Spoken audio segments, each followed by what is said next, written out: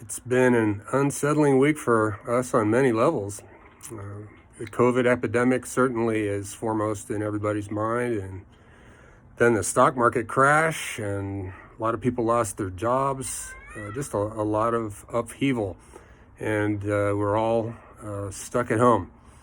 I got designated, like all real estate brokers, as an essential service provider. How flattering that was. And so I'm out here today to remove this lockbox from this house that closed today, in spite of everything. You may be sitting at home and figuring out your next move or wondering what the future holds. And part of that could be you're wondering what's going on with my real estate. Did my property values also go in the tank? I would say yes and no. The short run is, as with everything, uncertain. I'll tell you what I think about the long run. But here, this house right here, it was listed at 810 before the crisis really set in.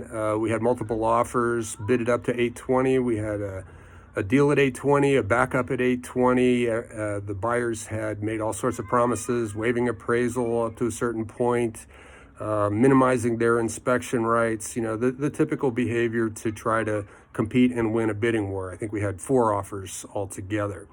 So we had a deal at 820, and then all this came down, and also we got a low appraisal.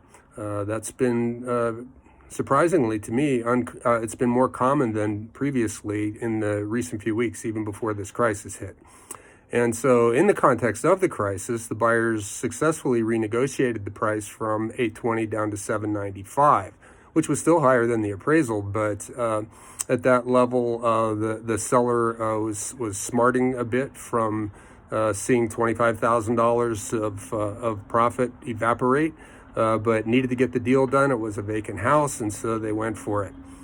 In the process of that, I went to the backup to see if they would stick with the 820, and they said no way.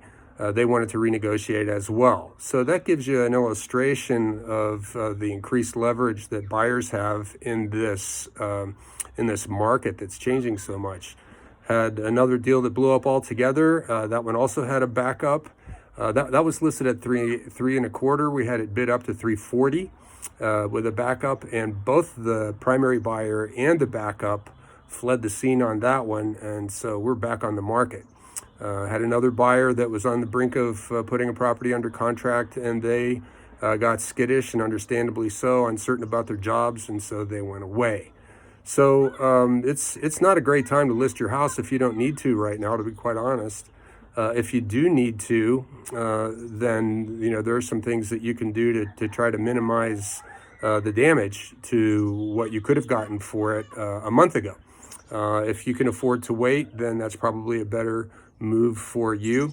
If you're a buyer, there are some deals out there. There are ways to go through the buying process without endangering yourself unnecessarily, to exposing yourself to the virus is what I mean. And we can talk about that if you like. So not maybe the most important consideration that you have right now in the midst of everything, but if you were thinking about your home values, I'm going to be making some posts about that, hopefully to reassure you to some degree.